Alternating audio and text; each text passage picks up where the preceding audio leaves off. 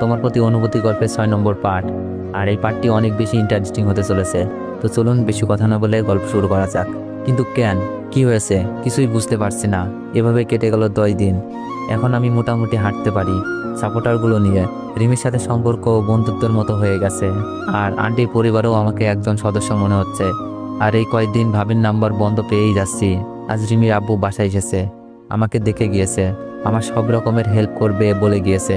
তিনি বলেছেন আমাকে নাকি ওনার অফিসে চাকরি দেবে, এখানে থেকে লেখাপড়ার পাশাপাশি চাকরি করতে।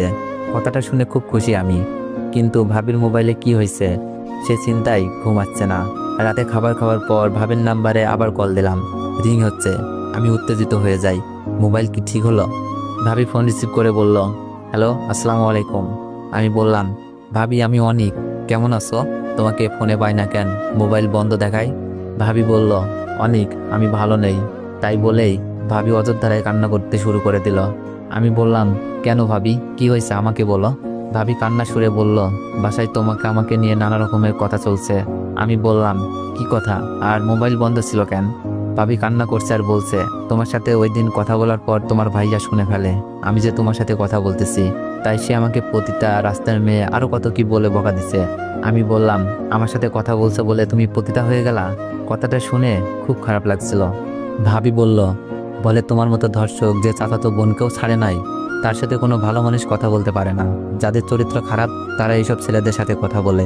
আমার নাকি তোমার সাথে অবৈধ সম্পর্ক আছে। বাসায় সবাইকে ডেকে বলতে থাকে। ভাবির কান্না আর অপবাদে আমারও কান্না আসছে। কারো ভালো করতে গিয়ে কারো খারাপ করে ফেললাম না তো? আমি বললাম, তারপর কি হলো? তারপর আমাকে বাসার সবাই নানা রকমের কথা বলতে থাকে, সাথে মিথিলাও। আমি সবাইকে বলি তুমি নির্দোষ ছিলে, তোমার কাছে ভিডিও ছিল।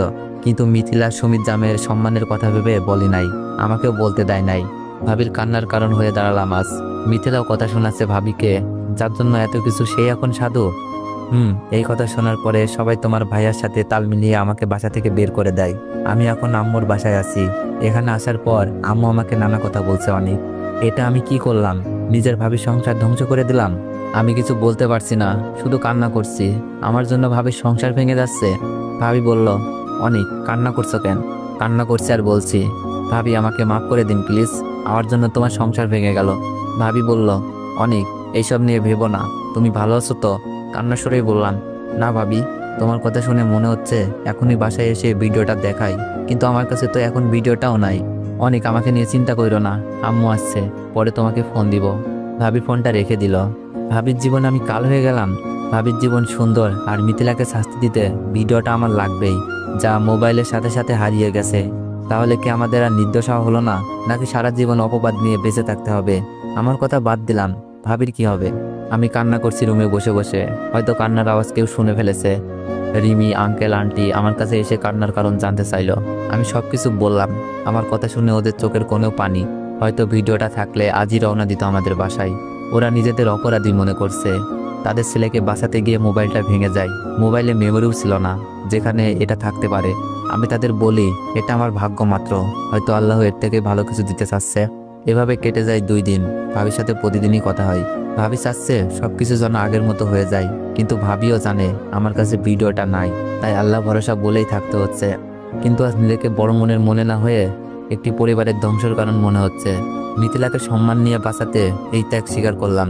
আজ মিথিলা ভাবিকে কথা শোনাই। মিথিলা সবকিছুই ঠিকঠাক আছে, শুধু আমাদের পরিবারে নেমে এসেছে কষ্টের ঝড়। বিকেলে হাঁটতে হাঁটতে ছাদে যাই। আজ প্রথম কষ্ট করে হলেও ছাদে আসলাম। রুমের ভিতরে কষ্টগুলো বের হচ্ছে না, একটু পর পর আমাকে হানা দিচ্ছে। কাউকে কিছু না বলেই চলে গেলাম। ছাদে গিয়ে দেখি ওই দিনের মেয়েটা। আমাকে দেখেই বলল, কেমন আছেন? আমি বললাম, আলহামদুলিল্লাহ ভালো, আপনি? মেয়েটা বলল, ভালো, আপনার সাথে একটা কথা ছিল। আমি ভয় পেয়ে যাই। আমি ভয়ে বললাম, কি কথা?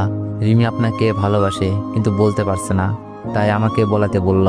মেয়েটার কথা শুনে খুব অবাক হলাম। মন খারাপ করেই বললাম, আমি আসলে মজা করার মুডে নেই। মেয়েটা বলল, বিশ্বাস হচ্ছে না? এই তো রিমি এসেছে। রিমি মনে হয় ছাদে এসেছে আমাকে খুঁজতে।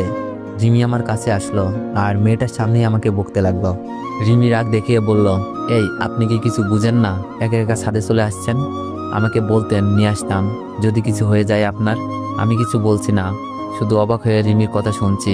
রিমি কি সত্যি আমাকে ভালোবাসে? তাহলে এভাবে কেন শাসন করছে? রিমি বলল, কি হলো, কথা বলছেন না কেন? আমি বললাম, কাউকে বিরক্ত করতে চায় না, একা একা চলে এসেছি। রিমি বলল, বিরক্ত মানে? একটা দিমু ধইরা। মেয়েটা রিমিকে বলছে, রাখ রাখ মারপিট, পরে করিস, আগে তো প্রপোজ কর। রিমি মুখ চেপে বলল, কি বলিস এসব?